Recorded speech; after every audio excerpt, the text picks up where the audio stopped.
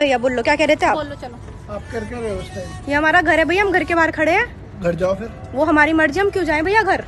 आपने जितनी पी रखी है हाँ? उसकी कोई वो नहीं है क्या? हाँ भाई इधर शक्ल दिखाओ, अभी डलेगी इंस्टाग्राम पे। हाँ डाल दो। हाँ अभी तुम्हारे पेरेंट्स को बताएंगे जो तुम बदतमीजी कर रहे हो।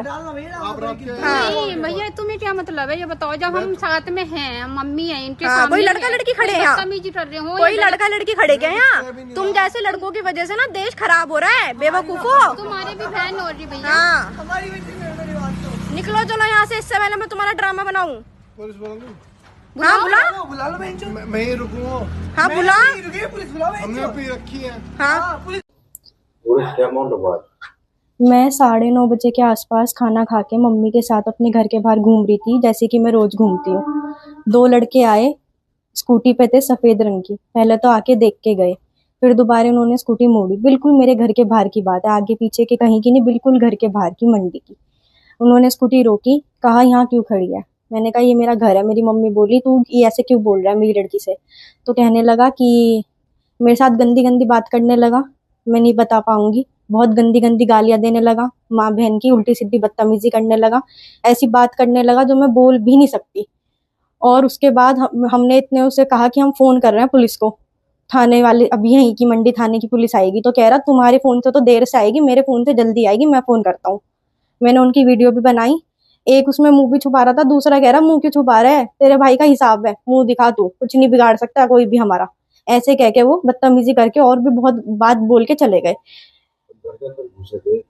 जी किस मतलब से घुसे थे? इसके बाद पुलिस आई थी, इसके बाद कार्रवाई हुई। उसके बाद घर के सारे मर्द थाने में थे, यहाँ पे कोई नहीं था। मेरे चाचा और मैं थे और मेरी मम्मी थी। वो आया अंदर चौक में, गैलरी बहुत बड़ी है, उसके बाद हमारा चौक है, उसके अंदर आया और कह रहा कि मैं रेट लगाता हूँ इसके। और भी पता नहीं उसने क्या क्या बात कही चाचा को। मेरे चाचा ने उस पर हाथापाई की, उसे रोकना चाहा, इतने पुलिस को बुलाना चाहा, मेरे चाचा को धक्का देके चला गया। क्या जानने वाले हैं ये लोग? बिल्कुल नहीं, मैंने पहली बार देखा उन्हें। क्या चाहते हैं आप?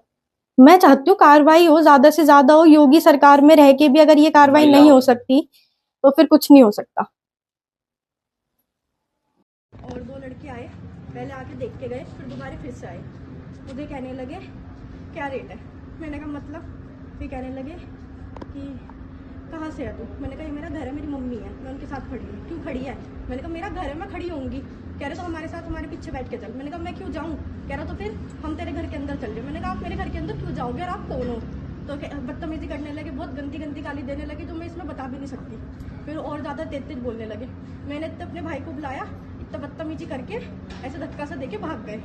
उसके बाद पुलिस आई, पुलिस ने पता नहीं मुझे क्या बात हुई क्या नहीं। उसके बाद वे अभी हम सब ऊपर थे, घर के सारे मर्द पुलिस स्टेशन में थे।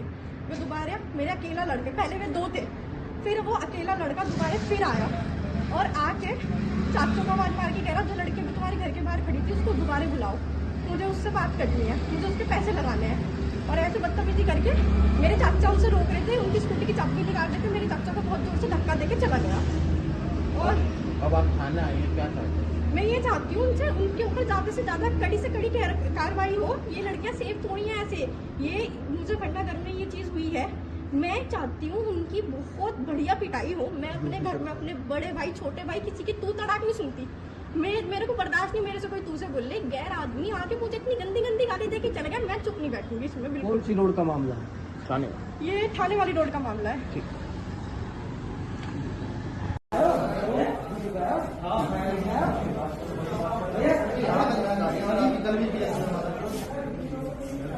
ये मामला उत्तर प्रदेश के मुजफ्फरनगर का है, जहां सत्ता के गलियारों से जुड़े एक रसूखदार व्यक्ति के बेटे पर महिलाओं के साथ बदसलूकी के गंभीर आरोप लगे हैं।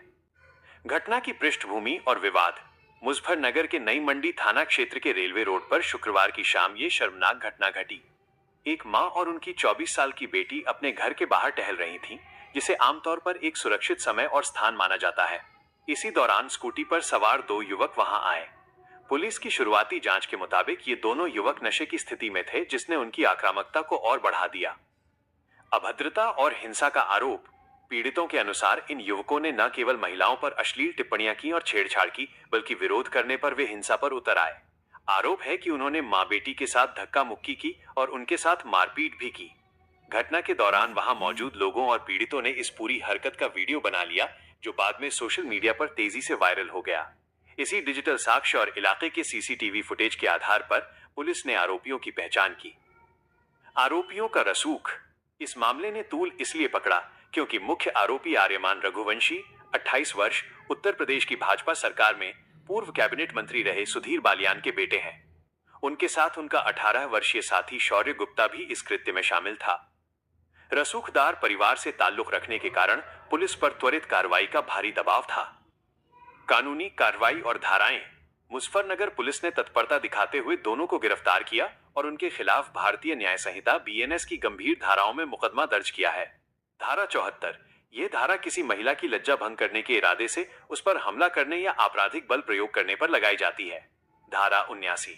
इसका संबंध ऐसे शब्दों, इशारों या कृत्यों से है जो किसी महिला की गरिमा को ठेस पहुंचाते हैं। धारा 115। स्वेच्छा से किसी को चोट पहुंचाने के लिए यह धारा लागू होती है। धारा 352। शांति भंग करने के इरादे से जानबूझकर किए गए अपमान के मामले में यह प्रभावी होती है। वर्तमान स्थिति और सार्वजनिक प्रतिक्रिया। दोनों आरोपियों को कोर्ट में पेश करने के बाद न्यायिक हिरासत में जेल भेज दिया गया है। हालांकि स्थानीय स्तर पर और सोशल मीडिया पर यह चर्चा भी तेज है कि आरोपियों को बहुत जल्द जमानत मिल गई या मिल सकती है, जिसे लेकर जनता में काफी गुस्सा है। विपक्षी दल इस मुद्दे को लेकर सरकार को घेर रहे हैं और सवाल उठा रहे हैं कि क्या बेटी बचाओ का नारा केवल कागजों तक सीमित है। दूसरी ओर पुलिस प्रशासन लगातार ये दावा कर रहा है कि वे महिलाओं के विरुद्ध अपराधों पर जीरो टॉलरेंस की नीति पर काम कर रहे हैं और किसी भी अपराधी को बख्शा नहीं जाएगा, चाहे उसका राजनीतिक रसूख कितना भी बड़ा क्यों ना हो। दोस्तों, the true voice international Hindi news से जुड़ने के लिए आपका बहुत बहुत धन्यवाद। दुनिया भर की ताजा और निष्पक्ष खबरों को सबसे पहले पाने के लिए अभी हमारे चैनल को सब्सक्राइब करें। तो वीडियो को लाइक करें और अपनी राय कमेंट बॉक्स में जरूर साझा करें। अभी सब्सक्राइब बटन दबाएं और बेल आइकन को क्लिक करना न भूलें ताकि हर बड़ी खबर आप तक तुरंत पहुंच सके।